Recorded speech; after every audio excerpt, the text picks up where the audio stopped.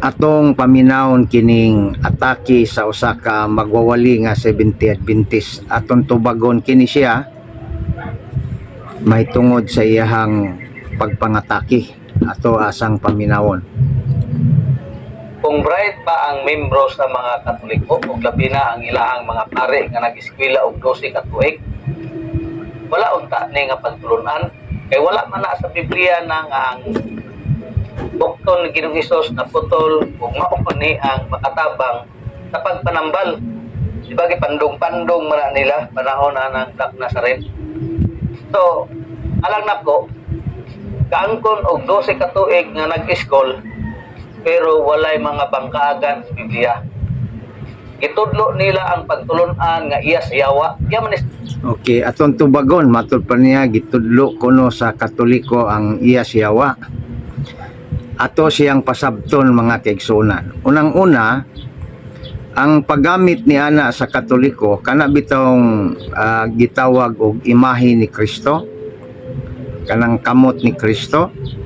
Dili man ang imahe mismo nga kamot ni Kristo may makaayo. Kana usa lamang ka simbolismo. Ang tinuod nga Kristo, ang iyang kamot nga mao imupandong sa masakiton, mao'y makaayo. Kanang maong instrumento dili na mismo mo'y makaayo. Mo na'y dapat nimong masabtan sa Katoliko. Naa ba na nga pamaagi sa Biblia? Naa. Pananglitan si San Pablo sa buhat 19:11 ngadto sa 12. Naayo ang masakiton pinaagi sa panyo ni San Pablo. Bot bang ipasabot sa panyo, ang panyo mismo may nakaayo? Dili. Pinaagi sa gahom ni Kristo. Pinaagi ni Kristo mismo nga tag-iya sa kayuhan. Ginamit lang ang instrumento nga mao ang panyo. Sa panahon ni Kristo, ang babae nga dunay sakit nga pila na katuig talidugan nga wa maayo.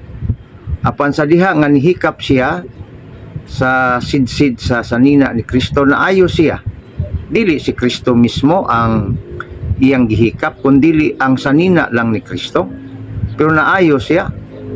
Mao na ang gisulti sa Ebanghelyo ni San Mateo 9:20-22.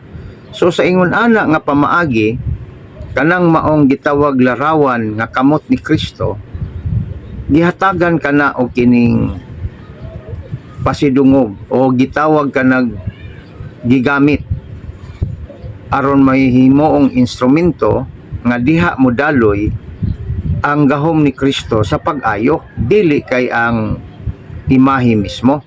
Mo nay wa nimo masabti ang imong gihimo, sige lang kag atake. Pero wa nimo sabta kung unsa ang pagtuo sa Katoliko.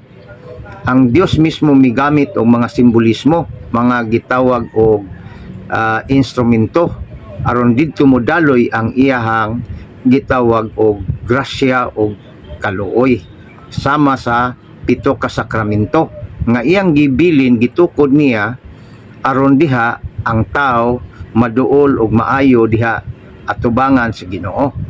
Mao na mga kaigsunan ang ato ang reaksyon nga wa masabti ni ining mga protestante. Paki-share.